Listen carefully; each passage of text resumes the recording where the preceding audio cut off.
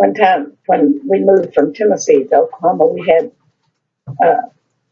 there's a perfect swimming place there, and it was running water, but it had a huge rock that come out of the water, and a perfect swimming place there, and it was running water, but it had a huge rock that come out over the water, and the water next to the rock was over my head. But I had been wading out and swimming back to shore, and I taught myself how to swim.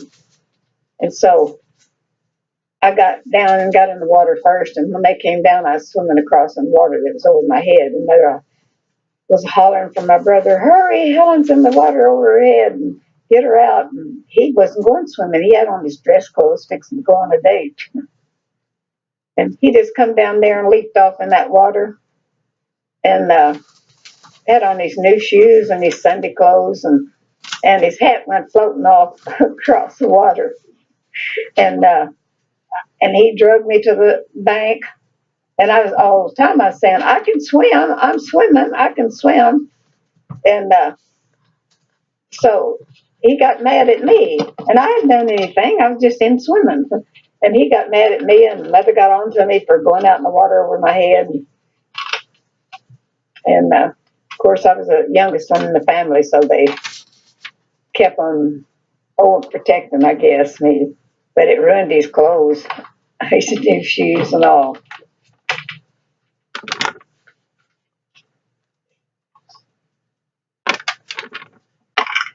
The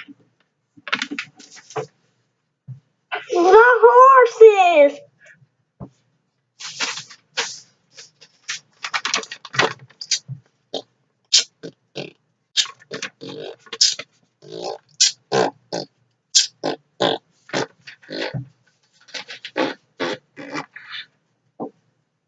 Oh, one time, my sister and I, we had this riding pony, and so this boy saddled a horse for us, but he said, "Now, don't you wait at the gate for me." My sister decided she'd ride on down to the other's gate, and we had to go underneath this tree. Well, when she saw the limb was low, she laid her head down on the horse, but I didn't have no place to lay my head because she's in front of me. So it just hooked me right underneath the chin. And her and the horse went on down the lane, and I was hanging on the tree by my chin.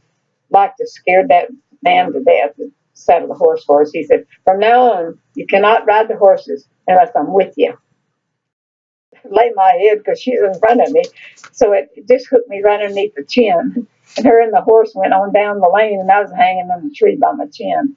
Like to scared that man to death that saddled the horse for us. He said, "From now on, you cannot ride the horses unless I'm with you."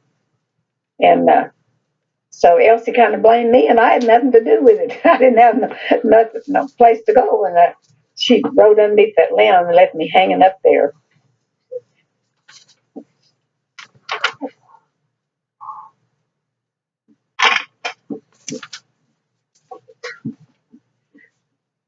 Wow. Working on the shipyard!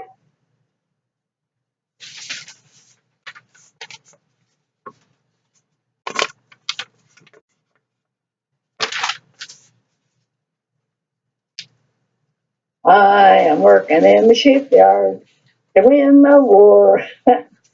No, during the war, when we had war in Germany, sunk every ship that went over there because we didn't have enough going as protection. And so they opened up 3 shipyards, and they asked for help, and everybody came from, they even had a song. It said, "Dear Archie, if you see Elkie, tell him Texas got a job for him out in California." But everybody went out and helped with the war. Gas was rationed, just gave you enough of stamp to get to work and back home. And they sold war bonds, and if you kept them till the war was over, you get the full price you gave for it. But if you didn't, it would be less. But everybody bought war bonds, and they had built 3 shipyards. And when they got ready to send the ships over, they had 400 at one time. A whole ocean looked like it's full of ships, and they couldn't possibly bomb all of them.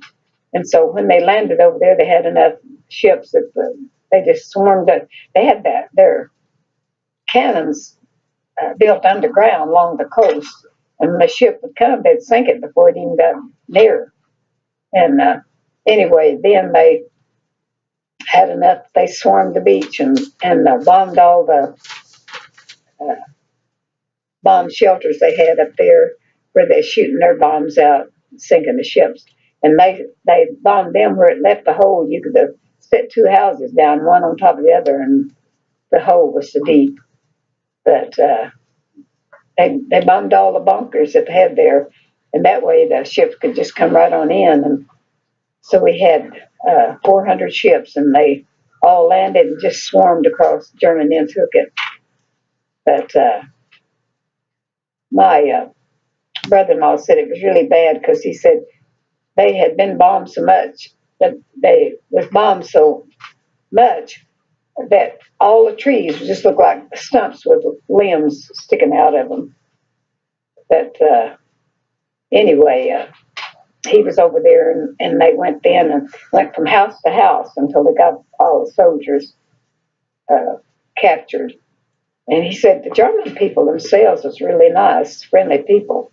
They didn't want to be having war either, because what they were doing was causing us to go over there and bomb them.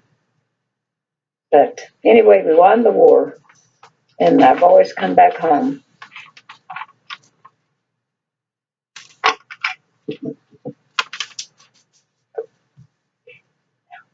The collie puppies.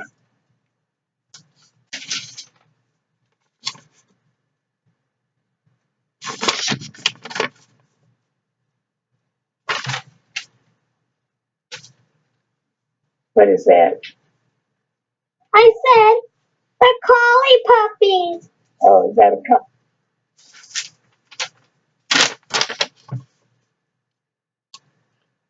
That's what I said.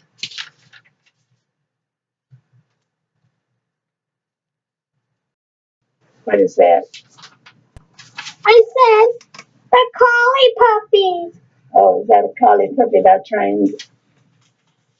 Is that what you want me to tell? Yeah. My dad had a collie dog, and people signed up for their puppies because they were really smart.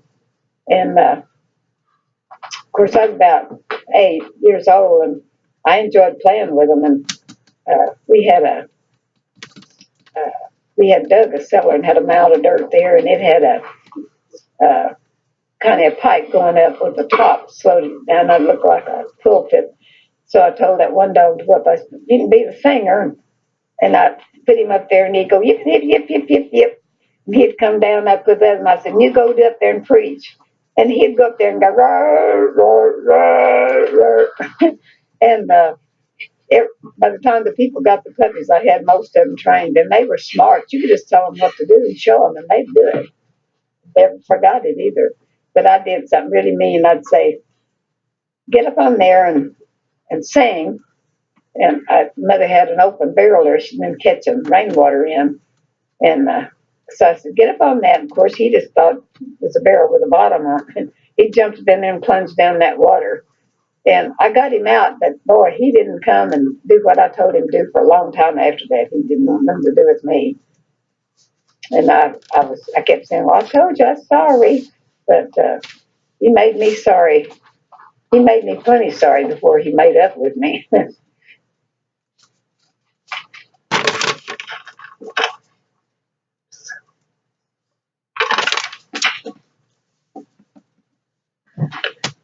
When Miss Helen burned her arm.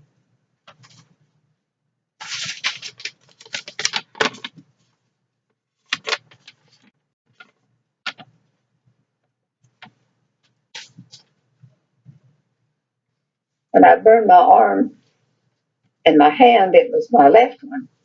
Well, whenever I got old enough to start using my arm and hand, uh, I was using my left hand, and they thought it was my right hand that burned. They thought it was my left hand that got burned, and they said, you wasn't born left-handed. You moved, and they tried to make me use my right hand, and I wasn't very good at it. And after I started school and got away from them, I kept on using my left hand. And so finally they realized that I was born left-handed. And they said, nobody in our family has ever been born left-handed. I've got 3 grandsons that's left-handed, and my son was left-handed. And so I must have been born left-handed.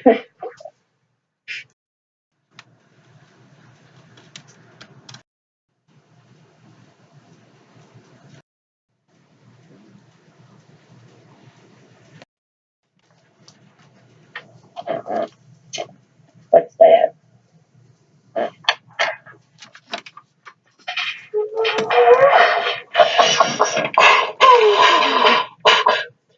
Oh, what all is that?